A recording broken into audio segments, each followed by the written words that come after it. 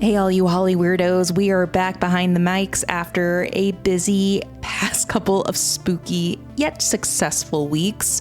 Let's sit down and play Haunted Catch Up.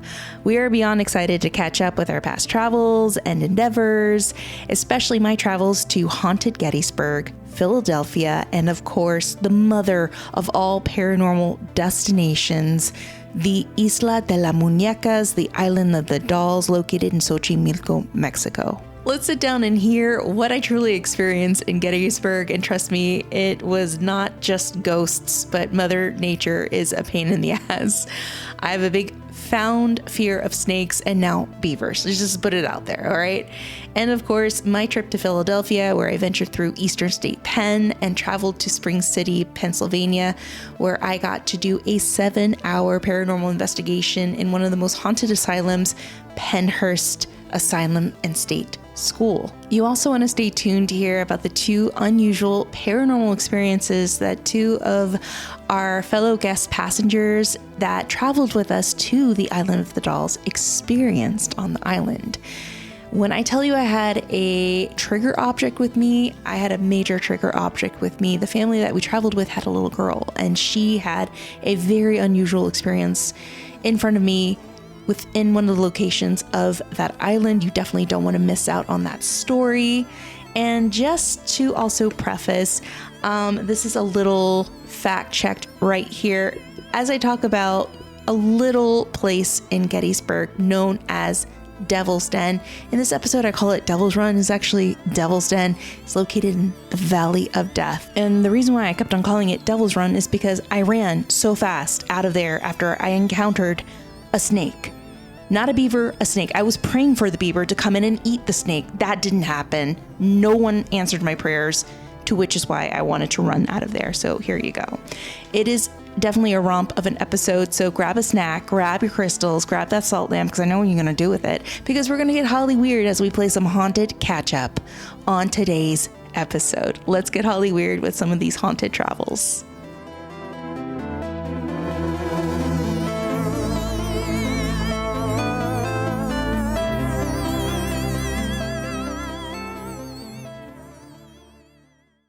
All right, now it's part 2 of Hollyweird Paranormal Podcast. Guys, we've been having some connection issues. So if you hear anything that is weird on this recording, it's not a ghost. It's just Riverside connection or internet connection acting up. But welcome back to Hollyweird Paranormal Podcast, guys. We have just fulfilled a major month. Bryce, oh my God, you just closed your first big show. Yes. Grace, how does it feel? Yeah, it's super surreal. I feel very tired and grateful and excited. But I was saying earlier, it's like, so we do a weekend and then a week off in between and then a second weekend. So in many ways, this whole week has felt the same because we closed last weekend, but you have all week and it feels the same as the in-between weekend. Now it's Friday and I'm like, okay. What do I do with myself? What do I do with my hands? Yeah, exactly. What do I do with my... Yeah, truly. So that's very sad but only because it went so insanely well and everyone was so nice and so responded so well to it. Like, you always hope, and it's your friends. Like, of course they're going to be like, I loved it. But people were really overly generous with their responses and the way that it affected them, and how communicative they were about those responses, right? Because it's so easy to just be like, good job, and move it on. And I don't know, it was so lovely to have people here from that time here as well. So it was like a little mini reunion, and my friend from high school was here and my sister came, and it was just really beautiful. It was just so sweet, and every night went really well. And I don't know, it was just a perfect little experience. So it's always sad. I mean, the musical that we did last year, I can't even listen to that soundtrack. Anytime it comes up on my Spotify, I'm like, I can't. No, it's too Uh, much. it's Aw. too sad. It's too hard. And with that one, I very much, most likely, will never do that show again. Never say never, I guess. But Mhm. it felt very final, and it's very hard for me to think about that because it went so quickly. With Mhm. this, it does not feel finished, and I think that's helping a lot. That's Um, good. yeah, I think I don't want this to just only see the light of day 6 times. I'm very proud that we've done that, and it was so special. It truly was like one of the best experiences, not just artistically, but like of my life. Like it was incredible. But I don't want that to just be the end of it. So yeah, we're trying to figure out like what's next for this little show. We did record, we taped a lot of it, a couple different nights. So we're trying to see if we can splice that, or maybe I know. record I a. remember your friends were asking from out of the state. They Yeah, wanted we've to had a lot go, of and people ask. So, that is amazing. and then obviously Edinburgh is like a huge theater festival in Scotland. There's a Fringe Yes. festival. The original Fringe festival is there. And I was saying to Tammie, if you've watched like Baby Reindeer Oh or Fleabag, like yeah. those shows started at Edinburgh and were so well received that they then kind of grew organically into what we now know them as. So that's sort of Right. maybe the next big dream. I don't have like $50,000 to like throw around. Go figure. So if anyone Maybe wants to we give me can fifty make thousand it for you. dollars or write me into their will, like I'll sleep with your grandpa. Like I don't give a fuck. I'll do anything. So yeah, that's the next sort of thing. Hey, a girl's got to do what a girl's got to do, right? It's either that or Yes, go she on does. OnlyFans Yes, with she your does. feet. So here we I are. will. I But will. I I did don't care. remember, I Yeah. mean, it was such a great outcome and great crowd. I did sit behind your sister. I didn't know it was your sister, I but I had a feeling it know. I was, which was know. amazing. And then, of course, our friends over at Elliot Not So Confidential, Scott and Shiloh came to see it the same night I I did. know. So it was so awesome and so supportive. And for anybody who's just jumping into this episode, if you go back and listen to our last episode, Bryce Hmm. and I did a wonderful episode on his show, Grace. And it just touches on everything. I mean, just based on Bryce's personal life, what he went through growing up, especially going to a very strict Christian college. Hmm. And also, dealing with the repercussions of having a family member in the criminal justice system. So, he wrote this Hmm. amazing play talking about all these like points, and it was an amazing piece. And you will go to Edinburgh, we will see you Fingers there, crossed. baby reindeer. We will Yes. definitely because Yes. because I mean, I need a reason to go to Scotland, so here we are, aside from the ghost Right? Me stories, too. right? Hmm. But speaking of Tea. That's ghosts, deep tea. so last month I traveled to a few haunted places. You guys have definitely Yes. seen them on our page, and if you follow me on TikTok, I've definitely been posting like crazy about it. So it's been a past like couple of weeks of traveling to some of the most haunted cities in the US and in Mexico. So I went to Philadelphia, and in Philadelphia, I went to Spring City Yes. where I visited Pennhurst Asylum, and I went to the Pennhurst Ooh. Paracon and did the entire 7 to 8 hour investigation of Pennhurst itself. It Wow. is another city there. It is beautiful. Pennsylvania is a different level, man. I love the Amish and their coffee and their freaking bread. Yes. They know how to Let me freaking tell bake. you about Oh, Amish apple butter. and oh Oof. my God, yes. Ooh. I had That an out of apple butter body is experience. No, correct. They I put it on the they cooked bread and it then in the my butter and then you put oof, household.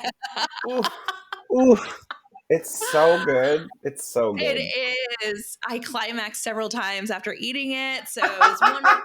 In Yep, my little yep, Jeep yep. Cherokee rental, I That's know so how to cute. bake. One of my listeners and our followers was like, hey, you got to go to one of those places on the side of the road. If you ever go to Gettysburg, there's a bunch of them.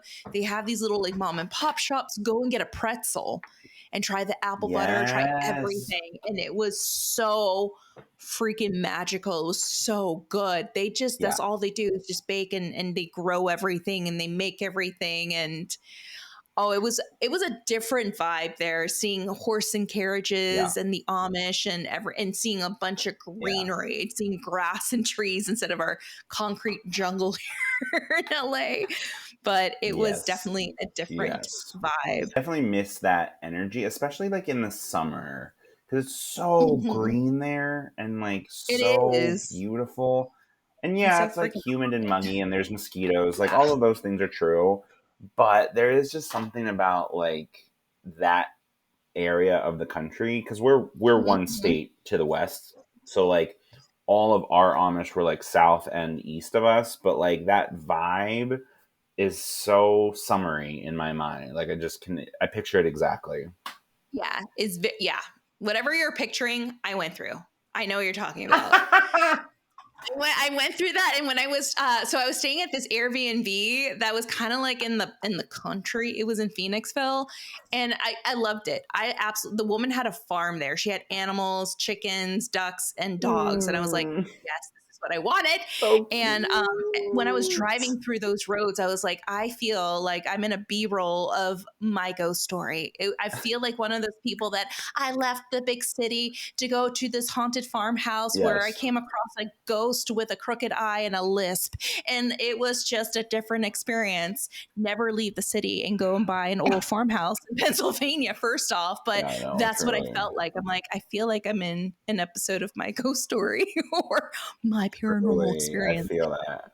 Huh? What was the Pennhurst? Like what it was a tour? Like it was that long, that many So hours? every year, Pennhurst holds a Paracon. Pennhurst is just this Love it. haunted village, man. They do everything and anything. They have markets, they have meetings, and Mm, there's a group of people, volunteers, literally the whole entire town of that city. I think it's Spring City that it's in. It's like they work there. Everybody who's anybody has done something wow. within Pennhurst. And a lot of these people they volunteer their time, they work for free, and they love it. Like you just Wow. feel the love in that place. And for Mm, all of you guys that don't know what Pennhurst is, this is a big hospital that was very controversial in the 60s. So a mm, little backstory: in 1897 it opened as the Polk Center, and it was pretty much for the intellectually disabled. But then by mm, 1903, it turns into the Eastern State Institution for the Feeble-Minded and Epileptic. And then within time, it was, kind of growing and growing. But then by 1912 is when problems started to happen. Then we see a decline in its care. So a lot of people were pretty much dumping their family members there. And then all of a sudden, mm. it started to slowly get overwhelmed and more overwhelmed and more overwhelmed. And then we started to see a Of lot of course. patient neglect and abuse. And Of course. by the 1960s, there was a very huge television special. So in the 1960s, this one television special comes out. It's called Suffer the Children or Suffer the Little Children. And it was, I'm trying to look for the name of the gentleman, Bill Baldini. He ran a 5 Mm, episode expose about Pennhurst State School and Hospital on TV 10. And it pretty much called out what the hospital was doing. He brought cameras inside. You saw wow. patients, men, women, children, elderly, even teens, in the worst deplorable conditions. And I mean, they're like literally in a bed where they haven't changed their clothes in weeks. They're in their own, Oh, mess. They haven't bathed in what looks like and smells like weeks. It was really, really bad. And eventually the school and hospital end up closing down. And then it kind of lay dormant, I believe. And after that, I think it was the city or another group came in and they bought it. And then they kind of turned it wow. into this museum slash historical attraction there. So now it's just members of the community that are taking care of this one humongous structure. I mean, there's several buildings in this one ginormous little village of Pennhurst. There's like 8 buildings total, I think, or 9 or even more. But it's all dilapidated, is coming down. Like, even there's some buildings that I walked into and it felt like, oh my God, if I walk, I have a feeling this floor is going to like collapse and go down. Like, I'm Wow. going to go down with it. But I was able to go to Pennhurst, where I met up with our friends, John E.L. Tenney and Jessica Napick of What's Up Weirdo Hi. podcast. And they were amazing. They were headlining. I got to meet our acquaintances, Ghost Brothers, and a couple of our Aw. peeps from Ghost Hunters. And it was just amazing. And also, we ran into a couple of our internet friends, Kim Darkside, Mm. and also Oh my God. Bianca, who is Spooky Melanin Magic, and along with Lacey of Yes. Shells from Nova Scotia. So all these people were there. It's a Mm. huge event. And I know that during the Paracon, they open up Pennhurst for a huge public investigation. So you pay a ticket, you go in from 7 at night Wow. to 2 a.m. And they opened up 2 additional buildings that no one has ever ventured into. Yeah. So it was Whoa.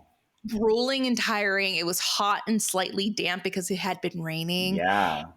but it was so amazing to absorb all this history and to have access into this Mm. entire village, into this entire like 8, 9, 10 building structure of this place. It was like a Goliath of a place. It's like a haunted little village. Like, was it guided, like similar to how the Grey Lady tour is at the Queen Mary, or is it more like you It's can just just open. Here you go? go. Here's your Wow. I think I paid $200, which was worth it. That money goes into Yeah. Pennhurst. They That's gave you a amazing. wristband and they gave you a map and they gave you water and they're like, okay, go. And you have until 2 a.m. in the Wow. morning. It was worth it. You're given access to a lot of things. Like, you're able to do everything and almost anything, just as long as you're very respectable. So we went Of into like the course. Yeah, medical yeah. building. Yeah, the admin building, the children's ward, the hospital. So, for some of those who are wondering if I experienced anything or noticed anything, yeah, there are a couple weird things. First off, a lot of the volunteers haven't had experiences, which is very interesting. Very, very interesting. So, a couple of the volunteers have mentioned to me they're waiting for that one experience where they see an apparition or they have something happen to Wow. them. And I know that a lot of people are like, well, this is the most haunted hospital, but oftentimes just because it's the most haunted doesn't mean you're guaranteed an experience. Mm-hmm. So it was really interesting to hear like the lack of experiences that a lot of the volunteers had. And then there were some that actually had some experiences. So I'll be Wow. playing this one. I'll be playing an interview for our Patreons of Yes. one of the volunteer workers who had an experience. So if you have Patreon, you'll be able to hear it. But I wanted to save that treat for our members of what happened when she was working in the haunted attraction. But something happened to her that definitely made Ooh. her actually not run away, but come back to Pennhurst, which is really, really cool. So the Mm. 2 buildings that we had the most experience were the admin building when I was traveling with Bianca, and also the children's ward, which I broke down and cried because it was so depressing. So the admin building was really interesting. We Yeah. ran into Eric, the volunteer, who was amazing. And we were in the basement of this building, and he was telling us, oh, this is the building where family members would come in, the very few family members that would come in and actually visit those that they had kept here. And this building was kept Wow. up really nice to show the family, oh, we're a good operating hospital, everything is clean. So they would Oh. take these patients, clean them up, and present them on a platter to their family in this nice little structure to give, like, to save face. That's how messed up it was towards the end in this one place. And so That's so as he was sad. it was very, very disappointing to hear that, but that's what a lot of people did and still do. And Of we course. were talking, Yeah. and all of a sudden, like, we kept on hearing what sounded like someone was throwing like a stone or a pebble in one of the rooms. Like it Oh. caused all three of us to stop talking and look to our right. And I looked at Eric and I was like, Eric, is there someone there? He's like, we're the only ones down here. I could promise you that. And we went into the rooms. There was nothing there, but I took a couple of photos of that room that I'll be posting on our Instagram, and you can see what looks like a little mist manifesting. Whoa. It was the most bizarre experience. Like we just felt, all three of us kind of felt like there was something else in the room with us as Eric was talking about the history of this building. So then we go to the children's ward. It's called Candyland. And Oh. it was one of the most popular rooms that a lot of people were going to because for some reason we want to encounter children ghosts. We want to encounter this No. kid ghosts. No. Yeah. No. Everybody Hard wanted to pass. go to No, thank Candyland. you. I think it was just they Yeah. just wanted to go into Candyland. And also it's hauntingly beautiful in there because there are pictures of allegedly, I think these are drawings that the kids had done inside of the children's ward. And there were a lot of people in there at one point, Oh and my me and God. Bianca were like, yeah, because people wanted to take the pictures, they wanted to investigate, they wanted to talk to Right. children. So we kind of like walked around, waited for the room to kind of empty a little bit. And we sat next to this duo, this one couple that had a REM pod on the bed. And I was like, oh, I have my dead bell, which for some of you that don't know or have seen on social media on some of my videos, even Ansley's videos, it's like this little bell that's connected to this little device that's like a sensor. And, once again, it's one of those things where allegedly spirits give off energy and the sensor can be Yeah. manipulated by this energy and ring the bell. So it's an old Okay. school and new school version of this device where it's an old school bell. And back in the day, investigators used to use the bell, ding the bell once for yes, twice for no. And that's what this does. Wow. So I had it on the lowest frequency. We put it down, me and Bianca, and we just started talking. And Bianca's a teacher by day. Like she's an instructor and a nurse, and she had this voice where it's like this kindergarten teacher's voice. And she started talking to whatever was there. Like there were actual children there. Like she was talking to a class. And the bell just started dinging like crazy. It went off like crazy. It was immediate. Wow. It was like, ring it once for yes, twice for no. Do you understand? And she was like, do you get that? Just touch this little bell. And it went, yes, ding, ding, yes. And then it started to get very personal and so depressing. This is when I broke down, and I don't always do this on an investigation, but she was asking them at one point, she delivered a heartbreaking question. She asked them, did you ever see your parents? Did you ever get visits from your family? And I was like, please ring the bell for yes. And it rang no. And I started bawling because I was like, I felt so bad for them, and you could feel that energy. And then the REM pod goes off and we're like, oh my God, like they're here. Like this is it. And I look to my right. We have an entire audience of people that are just looking at me and Bianca because Bianca is just, she's attracting this energy spiritually, but she's also attracting it with this crowd that's coming in. And I was like, Bianca, keep on talking. Just keep on talking. I'm like, just keep on talking. I'm biting through my tears. I'm like, just keep on. And she's like, were you hit? I'm like, God damn it, Bianca. Don't, like, you're making it so serious. She's like, I have to know. Were you guys abused? And it was like, it paused for a while, and it rang 3 times, I believe. Now, I wasn't recording because for some reason my camera malfunctioned. It just stopped. It just didn't want to record. Whoa. And I just didn't want to fiddle with it because I felt like whatever was there, it was very intimate and it was very special. And a lot of times these types of situations, it's best that you don't record. It's for your own benefit. It's for your own personal experience because it was just so raw and real. And it was so cool that the couple next to us was with the REM pod. the REM pod kept on going off in unison with the bell. So that proved that there was something communicating, and it was so responsive Yeah. and it was so heartbreaking, they loved Yeah. candy. They loved the visitors. They loved playing with people's hair, touching them, scaring them. So they do this on purpose, Huh. to which is why a lot of people like going into this room and getting experiences and getting their Right. EVPs.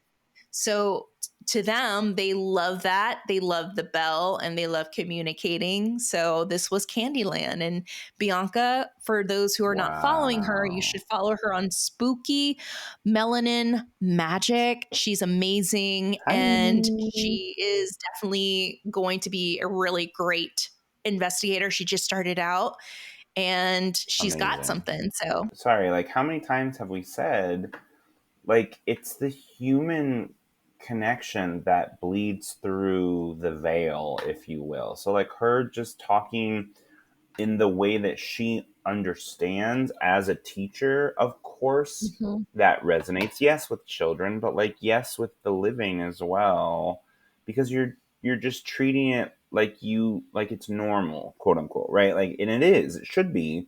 And I think it's so beautiful because it's like, right, I in my personal life struggle with like, oh, I should like take a picture, but like I should also just be present. Like I should just be here. Yes. And it's like Yes. that balance. And it's the same thing. It's like, oh, we should record it. We should fiddle. We have all this equipment. We should be like doing, and it's like Yes. maybe just like talk to them and see what they say. Like, I don't know. Thank They're you. people. You just you said it all, because there are a lot of Yeah. people, that were there, and you could tell they were there for content, and Oh, we saw that at the Queen Mary. yeah, they were specifically there for content. And I don't say anything. They're there just to get whatever they need No. and leave. And it just went to show you, we attracted not only what was there, but we attracted the attention of the living. And at one point I was like, you Yeah. guys better take notes, because I mean, like, Bianca was just so raw about her. Like, she was just so open, raw, and very empathetic with her questions. It was like, Yeah. I felt like I was sitting next to my first grade teacher. That's how it felt. Yeah. And I'm so Well, glad and that I didn't that's record what it. draws us. Yeah, Yeah. exactly. Something so reminiscent of that. And I'm Mm. so glad I didn't record it, because it was so Mm. personal. And it was so, I mean, when I say it was heartbreaking, it was so heartbreaking. Yeah. And I was like begging them, please ring the bell for yes for that question. Please tell me that you guys are Aw. okay. And I mean, we hate to ask this question, did some of you guys die? But she's like, did some of you guys pass? Like, the way she worded it was really beautiful. Or passed over here. Like, did some of you passed on in this location? And you hear the bell go ring. And I was like, stop. I was just like, can we lighten up the questions? I was just a mess. Yeah. I can't even imagine being in that room that barely had any sunlight. You look at the small windows there. It's just all these cement walls. And I see why it was called the Candyland room, because they tried to make it Yeah. childlike and colorful for the students. I mean, for the kids that were there. And it Oh. was, I mean, you felt the heartbreak, but you also felt like whoever was there, if they were still there, you felt like they had each other. And that was another question she Yeah. asked them too. She's like, are you happy that you guys are not alone? You have each other. And it went immediately said, yes, like, we have each other, you Yeah. know? Well, it's like a kind of reclamation of the space that like they're together, they're precocious, Mm-hmm. they're able to play tricks on people like that. That is a reclamation of their experience in this horrible place. Hopefully now they're able to utilize it in a way that brings joy. Yes. And Oh, you kind of felt that it was a mixture of everything. You felt pain, but you felt joy at the same yeah, time. of And course. it was Oh, such a beautiful, it was just a beautiful session. And I'm just, like I said, I'm glad that oh, it wasn't recorded. So it's just those special moments. But yeah, we had those two very interesting experiences in those two locations. And then of course I had another trip the next day to Philadelphia, where I traveled to Eastern State yes. Penitentiary. And that is a massive prison. I did the audio tour that was led by Steve Buscemi, which I highly recommend that you guys do. It takes Obsessed. Oh my God, several obsessed. Of hours. course. Oh, I love his voice. I don't know what it is about his voice and that man and his little snaggle teeth, but it is like, I know. I just, Hey, fellow youth. it is such a great audio tour, very well versed and very well directed. It will take you the I love that. entire day to venture through that prison. So I went there. I saw Al Wow. Capone's little prison cell. It's still there. They kind of fixed it up because Al Capone had a Sure. little bit of a stint there. And then of course I found out, and of course I started crying again. I don't know why, but I'm going to post it on Instagram. But Eastern State Penitentiary also imprisoned a dog in 1924 by the name of Pep, this little Labrador mix. No, not And Pep. he was imprisoned for killing his master's cat. It was a judge of Philadelphia, and the wife had a cat, and allegedly Pep attacked the cat and killed it. And he actually went on trial and he was imprisoned. And I'm going to show you, Bryce, his little. No, I'm going to cry. Pep. I'm going to cry. It's so.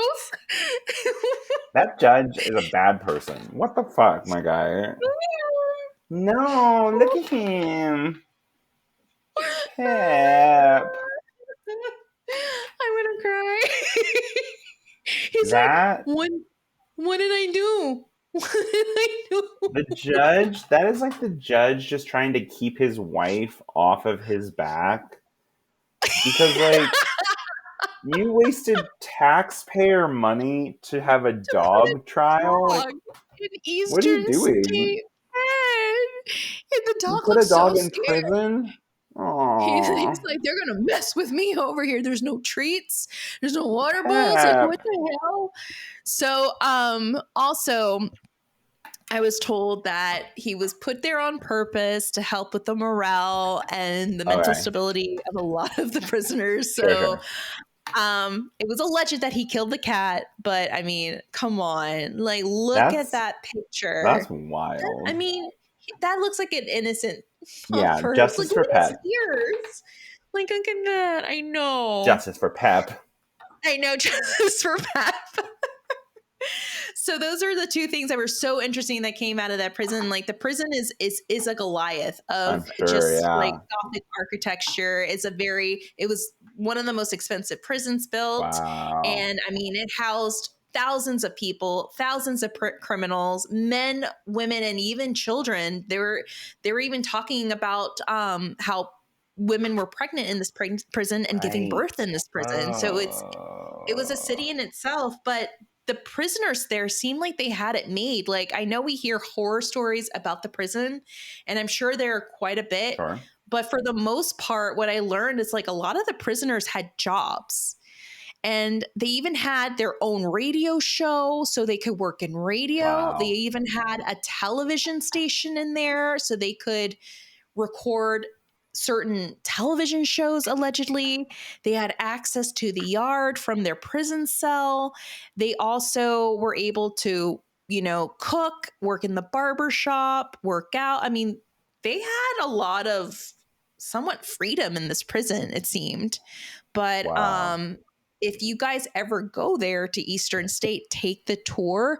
I miss the midnight tour. They usually have night tours where they tell a lot of the ghost stories. So yes, Eastern State Pen is Ooh. also one of the most haunted prisons in the state.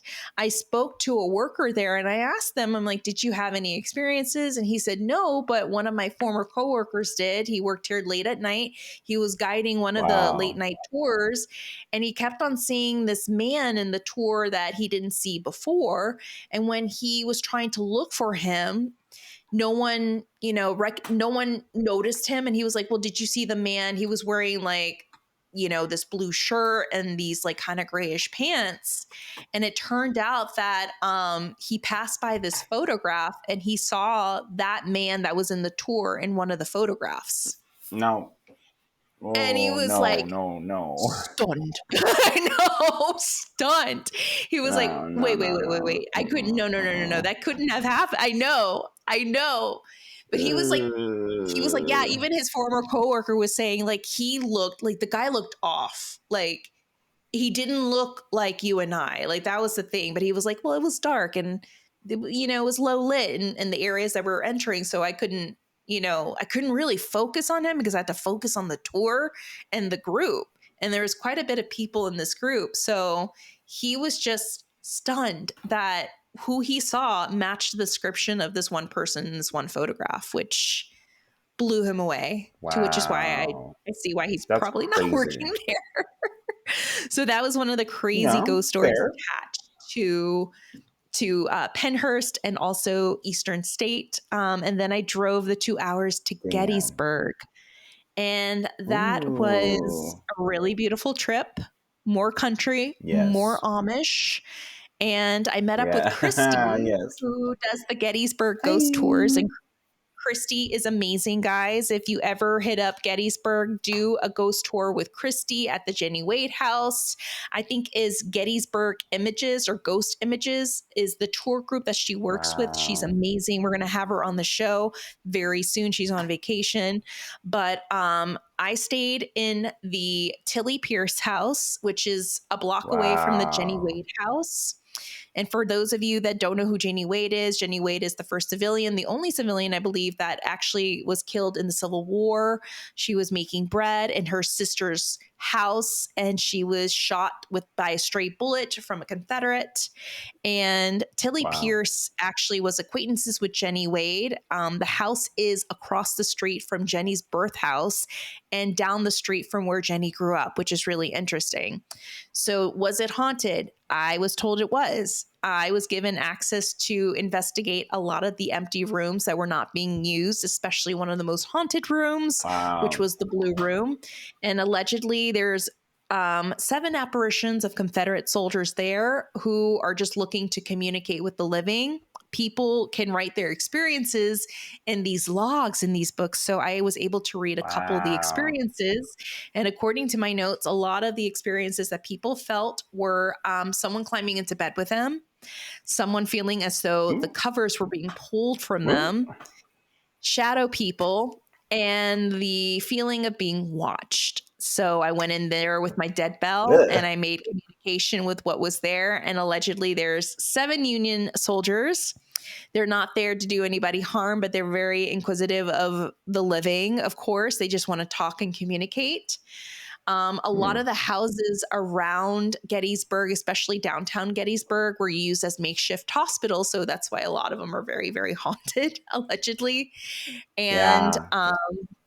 the house also has a ghost cat named Binks. So when you go up to your room, there's a table and they tell Thanks. you the story of Binks, the ghost cat that people have seen. And there's a big bowl of cat toys. So you can Thanks. bring some cat toys with you in your room. Oh, And the room that I cute. was staying in was the Tilly Pierce room. So allegedly, Hmm.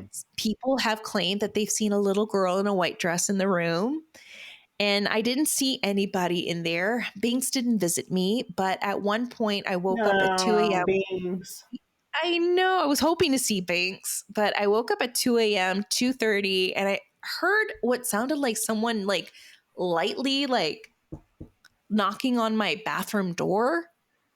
And I was like, oh, hell no, I'm trying Mm. to sleep. Oh, hell no, we're not doing that today. So yeah, there was a lot of interesting stories attached to the Tilly Pierce house. There was the attic that had the angry Confederate soldier. Hmm. That one was really interesting. But the people there, they're very open about telling you their experiences. However, they're not the locals. How do I put this? The locals are more interested in the history, to be honest, than the ghost stories. Yeah. Well, I think when you So, live in these yeah. places, like with LA, we've just been talking about this so much, but like LA, even the founding of like modern Los Angeles, like I'm not talking about the indigenous people here. I'm not talking about like even the like the missions and up the Viejo, like those things are so present when you look for them, but LA does such a good job of putting a veneer over that. So if you aren't paying attention, LA history feels like the 80s at best. Really the 2000s. Like everything is just trying to modernize so quickly. And again, to be very clear, I'm not trying to whitewash the history of this land and this city, but I just mean if you're not looking for it.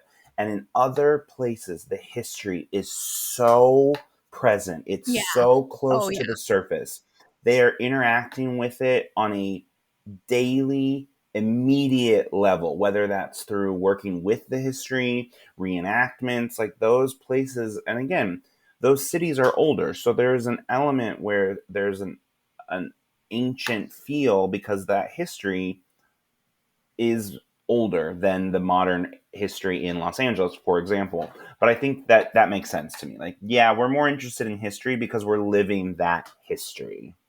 Exactly. And that was really interesting because a lot of the places that I visited, and a lot of them are Mm, obviously owned by people that grew up there or around there. I asked him, I would just straight up ask him, like, do you have a paranormal experience or have you experienced? No, not really. Maybe I heard a door yeah. close upstairs or I heard footsteps, but all these tours that come here, they tell me that my place is super haunted. I'm like, oh, okay. So that's really interesting. The gentleman at the Tilly Pierce house, I think his name was Ed. He was so sweet. He was a good historian, told me everything I needed to know about the house and the surrounding houses. But when it came to ghost stories, he's like, yeah, I mean, I heard footsteps up here and I heard my name being called out, and that's it. I'm like, really? He's like, yeah, you want to know the biggest problem Okay. here? Okay. He's like, you want to know the biggest problem here? I'm like, what? Beavers. Beavers? Beavers are the biggest problem in Gettysburg? Yes. Have you gone to Devil's Run? No, not yet, but that's on my list, Dad. He's like, go. Just go. That's one of the deadliest battles there. Be careful with the snakes. There are snakes there. I'm like, okay, I'm not going, but go on. No, not Ed, no. But he was like, yeah, so Devil's Run was where one of the battles occurred. And it was one of the deadliest battles, especially how it's spread out. There's like a lot of boulders there. So that's how a lot of the soldiers were able to Wow. hide and shoot. But also, they were also being killed off by these snakes, allegedly, that were in the crevices of these boulders. But Oh my Devil's God. Run was actually closed for a bit because beavers were coming in and building all these dams. And I think these dams were causing the area to be flooded by water. So you had a Right. lot of these environmentalists coming in to come in and rehabilitate. They had to pick up the beavers and move them somewhere else because it was getting too out of hand. And I was like, are you serious? That's He's like, yeah. crazy. And then you had other people that were anti relocating the beavers, and it became a huge ordeal in Gettysburg. Like, do we leave them or do we move them? Well, if we leave them, no one's going to be able to come to Devil's Run and actually walk and venture and see the sights, see the battlefields. Like, everything is pretty much flooded Wow. here. So it was this big thing, an ordeal of running back and forth. And finally, I think they were able to remove a lot of the beavers. But even when I went on a tour, That's I so went on crazy. I went on this bridge. I ran into this paranormal group when I was at the Saks Cover Bridge. And the woman kept on saying herself, she's like, be careful of the beavers. That's it again. Like, what is it? She's Wild. like, oh, some of them could be so freaking mean. I'm like, but that's what you got to really look out Yeah. for, beavers. Yeah. So it's not so much the ghosts in Totally. Gettysburg now, it's the beavers. No, it's But the another beavers. thing I It's did always bring up, nature, I know. which I found very, very interesting. Eric was like, what's next door to the Tilly Pierce house? And I was like, yeah, there's the Gettysburg ghost tours. It's the building. It's the Wow. headquarters. He's like, yeah. He's like, that is the tour that launched all the ghost tours in Gettysburg. He's like, we didn't Wow. have this haunted tourism in the 80s. This came in 1985. So Gettysburg Ghost Wow. Tours was started by this, I can't remember the man's name, but it was started by him. He created the tour company. The tour company blew up and it launched 25 other ghost tour companies to come in because people Oh my realized God. they could make a pretty penny by giving out Right. ghost tours. So he was like, we didn't have any of this in the early 80s. It wasn't until the Gettysburg ghost tours came in and they launched their tours in 1985, 1987 is when it started to blow up. And I was like, oh, Wow. damn. Damn. That's So crazy. it really is like, for people who are non-believers, just don't go in there and just say there's no ghosts in Gettysburg, because honestly, like, the whole city and community thrives. They rely on the ghosts. They rely on those ghost Yeah. stories, and everybody works with Well, and everybody again, else. yeah, and I think it's different. Like it's a different vibe. Yes, these people, they're so used to feeling the immediacy of history. That is also a kind of thinning of the veil. Like if you are, Mhm. whatever you think about the paranormal, whatever your personal belief is, whether it's time travel or time apparitions or ghosts or afterlife or energy, that's all a thinning of the veil. And living that immersed in history is also part of that. So for them, Yeah. they probably just don't register the way that someone else from the outside, like, that's weird. Why is that? And they're like, oh, that's just normal. Like, that's just what always happens because they're living Yeah, it day in and day out. It's not unusual exactly. or paranormal to them. I know. It's so true because, like, I stayed at the Tilly Pierce for 2 nights. I may have had like one or two unusual Mm. experiences. Did I see a full body apparition? No. Was I possessed? No. Was I creeped out? Yeah, a couple of times. Possessed by a Like I beaver. said, am I afraid of beavers? Yeah. And actually, I did go to Devil's Yeah. Run, and I did encounter a fucking snake.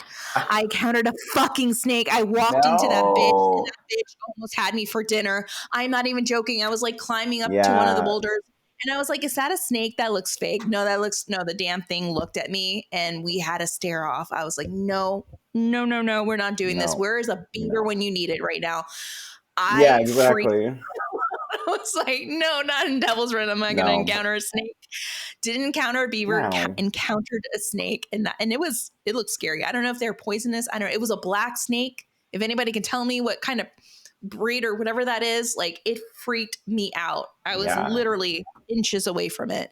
But I really loved my visit to Gettysburg. I highly recommend that those that really want to learn about the history go and learn about the history. Yeah. I highly recommend staying in downtown Gettysburg. The Tilly Pierce house, really great house to stay in because you're next door to everything. I didn't need my car the two Wow. days, only when I needed to go to the Sachs Bridge Aw. and to Devil's Run, but everybody super sweet, super passionate about the history and the ghost stories. And I'm not by any means trying to discredit any ghost stories, but I, like you said, it's like No, we yeah. want that to happen. Like we want these things that we see on television to play out in front of us in real time when we go to these places, and it's not always in our favor, unfortunately. So But I think it's a trap. Like when we saw that with the friend on the tour at the Queen Mary. It's like you mhm. came in wanting this, and so you're, whether that person was aware that they were doing that or not, I don't know how aware they were, frankly. I think they thought Mhm. they were having a genuine experience, but they were so focused on getting a Hollywood cinematic, they're the most connected to the ghost type experience. And so they were consciously or subconsciously editing what was happening to make that happen. That's not Oh genuine. That's God, not real. yes. Yeah, it's like, well, they're coming, they're possessing me, and I'm like, well, I feel Are like a lot of they? times, Are are they they? really? Is it because like your nerves, like you're really wanting something to Mm-hmm. happen? I don't know if you've ever seen the movie Nope with Jordan Peele, the one that was directed by Yes. Jordan. Okay, so what I love so much about that movie, if any, spoiler alert, but in the movie there's an alien that pretty much Yeah. consumes, it's physically consuming the living there. And there's this really great message in that movie that explains something so important, and that we are persuaded and influenced by the media. Like everything that we've experienced or have learned has Yes. been through the media eyes. And it's like, Yes. for example, what Nope really puts out there is that we learn how the West was won through the media. We've learned how love is supposed to look like through the media, and how aliens are supposed to be, you know, towards living towards the human race through the media. And I feel like everything is just overly consumed and Yes. just through media. And I feel like when people come on Yes. these tours, especially the one I did at the orphanage, there was this one woman that wanted to see a child ghost. I want to see one of the ghosts. And even the head of the tour was like, well, maybe they don't want to see you, or maybe they don't want to interact with you. Have you ever thought of that? You know, they're not on the payroll to scare you. I mean, this is No. their afterlife, you know? And I think that's something that we really have to take a step back and kind of like just let what's going to happen to you in real time, and not overly expect something that you think you saw on an Eli Roth film is going to happen to you, you know, in real time in these True. places. Because they always happen when you least And expect it. also, yeah, and like when I'm not working and someone wants something from me, good luck. Like, no, I'm not doing that. So, like, why would they? Exactly.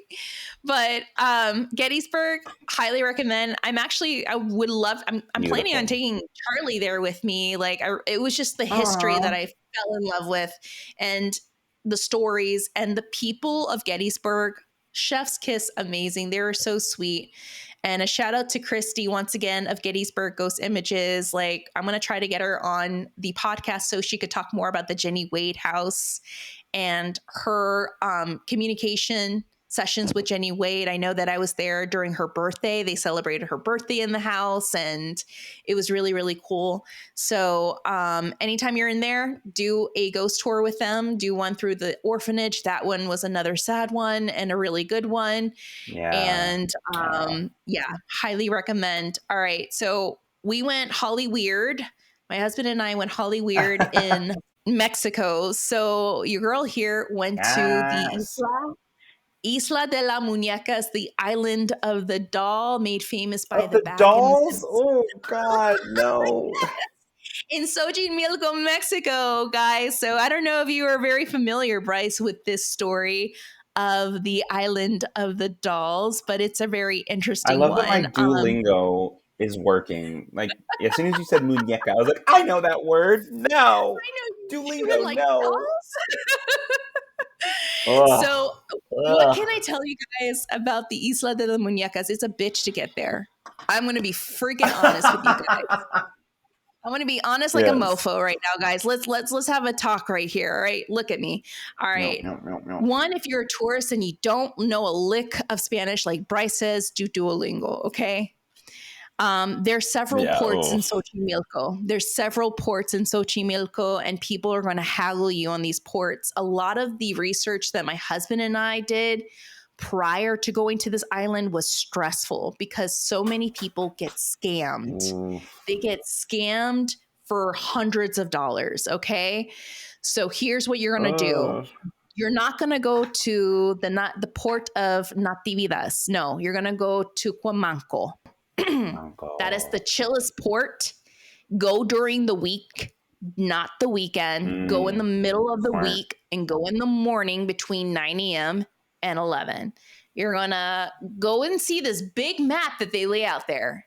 And they tell you, hey, we have a fake island. If you just want to go for shits and giggles and take pictures with some random broken ass dolls, we have a fake island and it's going to cost you $100, which I think is like 2,400 pesos. All right. But if you want to go to the actual island, it's going to cost you 200 American dollars, 3,000 pesos. And it's going to take Oh my you God.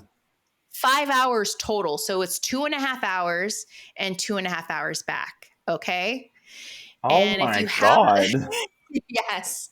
So you're renting and hiring a conductor of a trajidero. And it's these boats are very colorful. They could seat up to 20 people.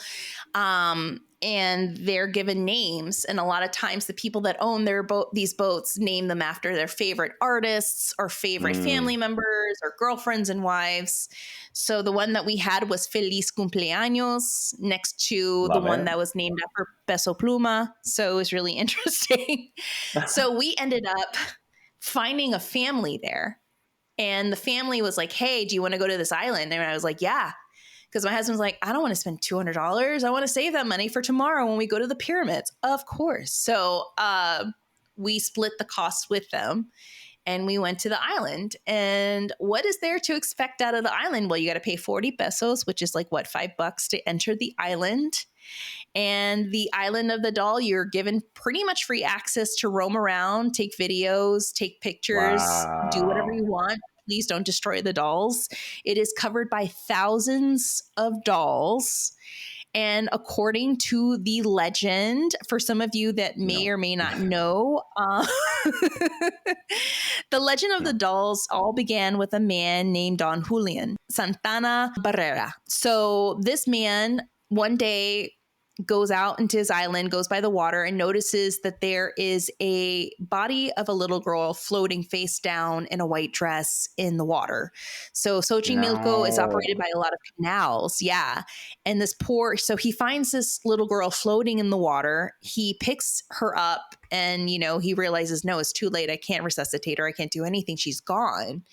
And he is so distraught by this that the next day he ends up seeing what looks like the girl's doll floating in the water. So he picks up the doll and he hangs up the doll on the island. And then he is then visited by her spirit. And to appease her spirit, he starts buying her dolls, starts hanging up all these dolls around the island because he was so triggered by what he saw that day when he found this body. Now, this is one of the versions of the legend, but there are many legends as to how he started this whole process of collecting these dolls. So you go into one den, and this was the den that Don Julian slept in. And this is also a den where you see the dolls and the original doll that started the thousands of dolls. So I have the doll right here, Bryce, if you want to see it. Oh my God. But it was, it was pretty interesting to say the least. But you could tell that a lot of the dolls there look kind of manipulated, like they were made to look very spooky. Even some of the people there that were on the trip with us, they were like, I don't know, that looks like it was purposely set on fire. Like it looked manipulated. So this was the first doll that allegedly started the whole process of all the dolls. So this was the one. Okay. And if you see Ghost Adventures, this is where Zach Bagans collected some pretty interesting EVPs. But I think a lot of the dolls inside the den were his dolls, and a lot of the dolls outside were probably recently collected and probably manipulated to look very distressed. So I spoke to our tour guide, Antonio, who gave us the spiel on the legend. And I asked him, Antonio, have you ever experienced anything here? Is it true that the island is haunted? And he said, yes. He said, myself and a couple of the tour guides have experienced what we heard. We haven't seen much. We just hear a lot. We hear what sounds like a little girl crying. And it's really late at night when we're closing up the island and trying to go home ourselves. But we have had a couple people who have stayed here, and they claim that they hear a little girl crying way, way late in the night. Now, there are islands all around, but it's dead silent. There's not a lot of families with younger children that live around there. So it's really interesting that they hear what sounds like a young girl crying late at night. Now, Don Julian did pass away, I think in the early 2000s. He died, I believe, of a heart attack, and he was found in the water. And a lot of people claim that his spirit is still on the island, that people have claimed to see his apparition. Other people claim that the dolls move on their own. No. No. So two things happened. Two things happened while we were there. So I had there was a little girl with us. Already, I knew I had a trigger object because I had the opportunity to investigate and interview the people of the island. So I had a little girl with me, and we were in the den, and it was just us walking around. And then I see her look kind of spooked at one point. She was in the corner of the den by the old doll, the first doll. Her mom calls for her, but she kind of looks back and then looks at her mom and looks back at this corner, and she books it out of there.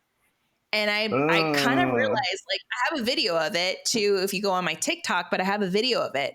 And I go out and I ask her, hey, what happened? And she said, oh, something scared me in the den in that one corner. And I'm like, can you point to the corner? And that was the corner she ran from. I'm like, what scared you? She's like, well, it felt like someone was touching my arm and I got goosebumps and I didn't like it. And then I ran to my mom and I was like, oh, crap. So her mom also had an experience. She said that she was waiting for me and my husband because we were talking to Don Julian's grandson, and they were sitting by the restrooms by the den, and the mom heard what sounded like a man next to her sighing. And she turned around because she thought, oh, it was probably my husband or one of us. And she turned around. There was no one there. And she was like, I was looking for the workers, but no one was there. And it turned out that the workers were on the opposite side of the island. So that was also very interesting. And then I got to talk to Don Julian's grandson, Rogelio. So Rogelio operates the island. He runs the bar and the merchandise. I bought a shirt and supported the island. And I asked him, I'm like, what do you think? Do you think the island's haunted? He said, yes. And I asked him, what made you a believer? He said, I'm going to tell you something. He's like, when I was growing up with my grandfather, I didn't believe any of his stories. I think they were bullshit. But when he passed and I inherited the island, he said something very interesting. He said, they made me learn. They made me see.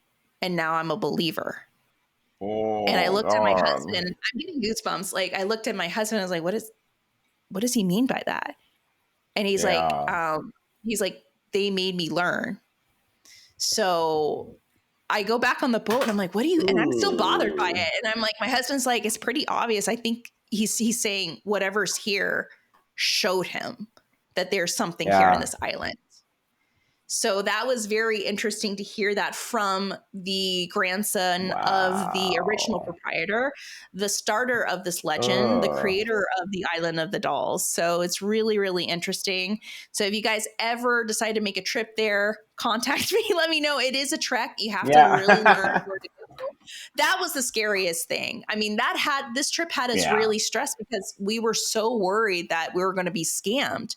Because when we went on TripAdvisor, people were saying how they were scammed and taken to a different island. So it will cost you $200 to go on this boat. So if you have the money, good for you. If you are trying to really consolidate your costs and spending, go find someone that could split the costs with you. And make sure you bring cash, because everywhere in that island on that port accepts cash. But like I said, the living scare me more than the dead. But that was pretty much the adventures of the Island of the Dolls. It was so freaking awesome. It was fun. Crazy. I had a really good time. I had a really good time and everything. But I think a lot of that has to do not just with the island, but also just the canals, because these were canals that the Aztecs used back in the day to transport a lot of things. There's also this belief that water is a conduit, like there's a lot of energy. So I believe it has a lot to do with the history and what is there, what's connected to the water and the land. So who knows? Wow, that's crazy. Bryce, would you go and see? Would you go and visit the Island of the Dolls? Like, are there snacks? Like, can I get a snack? Maybe if there was a snack, then maybe. You can get a michelada. Of course, you can get a michelada over there. Yeah. And look, if I'm drunk, then I'll do anything. Yeah, I'm fine. Then I'm fine. I mean, in the daytime. I would do it in the daytime, probably. I mean, we went during the day because know if they do tours at night. I think they do it late in the evening, but they Oof. close after a certain time. Sure, yeah. But yeah, it was fun. There was a lot of traveling. I'm still doing a lot of traveling next week as well. I'm Yes. going to New Orleans, and then I think we might be going to Yay. Hawaii. So there we go. So Oh my God. yeah, girl. World I know. Let traveler. me tell. Yes. Well, I mean, these were trips that we wanted to take last year, but we couldn't because of Mia. Yeah. We were trying to save, I our know. first dog, and we were like, no, we're going to cancel all our trips to try to save her. And I felt like, in a way, Aw, she was with me. us. She really was with us on our trip Aw. to Mexico. Yeah, I because love that picture you posted of the boxer. story. Yeah, so there's a story to that. We were walking. We're walking from one of the museums in this park, and Mexico City has a ton of dogs. It is so dog friendly. Of course. Everybody has a dog. I mean, I passed by 20 dogs in one city block. It's so beautiful, and Aw. they're so well behaved, and a lot of them are off the Yeah. leash. They're a different breed. But there's this one point where I was walking, and I was kind of thinking about Mia and where we were at this point with her health, and it wasn't good last year, and I just felt guilty, Yeah. that she wasn't there, and these dogs made me really miss her, and I started crying and grieving. Yeah. And I kid you not, I look up and there's this boxer literally a yard away from us in this park, and we were already on our third day in Mexico City. Out of these dogs that we had seen, we had never seen a boxer, but we see this boxer. Right. And I go up Aw. towards it, and it looks at me, and it just made a beeline towards me. And we spoke to the owner. His name is, what was it? Oh my God, Manolo. His name was Manolo, and he was so sweet. Aw. And he was 4 or 5 years old. And it was just like, I just felt like maybe that could have been Mia saying, "Hey, Mom, stop crying. I'm here." Yeah, So it's fine, and I'm here, and yeah, it was really beautiful. And so I just felt like every dog I passed by, I was walking past them with Mia. So it was really bittersweet, really beautiful. Yeah. Yeah, that's so special, though. If you love dogs, you love history and ghosts, go to Mexico City and you'll be fine. I do love those things. Yeah. I know. Plus so tacos. Guys, I know. Oh God, the tacos were so good. Everything was so Girl, good. I know. Oh, highly recommend bet. Mexico City. 10 out of 10. Go. Yes. But do you have any plans, Bryce, for the next couple of weeks? Are you making any travels? I need to work. I took so much time off for the show, so I'm just working. I'm so boring now. Oh, no. Fine. Well, hopefully we'll make a trip to New Orleans very soon ourselves. Hopefully we'll make a trip over there to the Big Easy. I would love to take a trip with you, Bryce, to New Orleans. I'm sure people want to see Bryce in a haunted ghost tour in a haunted bar. Just like beignet powder all over my face. Like, yeah. Oh my God. That will scare a ghost. Bryce coming into a ghost tour with a beignet smile around his mouth. No. Like, see a ghost? Get a beignet. Like, that's the equation. That is so true. Well, guys, thank you so much for tuning into this little episode of Hollyweird Paranormal. We're playing catch up and talking about haunted travels here. If you have traveled to Pennsylvania, Eastern State, Gettysburg, or Mexico, let us know. We love to hear your stories, and we definitely want to hear more of your ghost stories. We definitely want to do another listeners' tales. Send them our way to hollyweirdparanormal@gmail.com. And of course, if you love the podcast, please leave a little review, a little 5-star review and a written review. It helps us indie podcasters stand out a little more in the sea of massive podcasting. And also, please stalk us on our website at hollyweirdparanormal.com. You can get caught up on past episodes. You can learn more about becoming a Patreon member and supporting the podcast.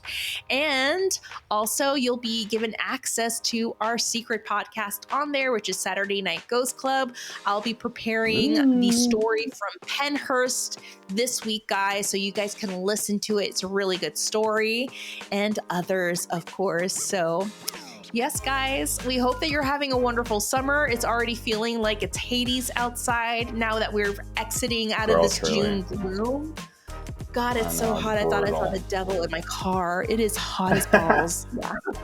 It is. And like, if he wants to, then he can pay for gas. Like, he can pay for gas. He can definitely pay for gas. He could definitely pay for gas, my oil change, tire rotation, everything that is calling me this summer.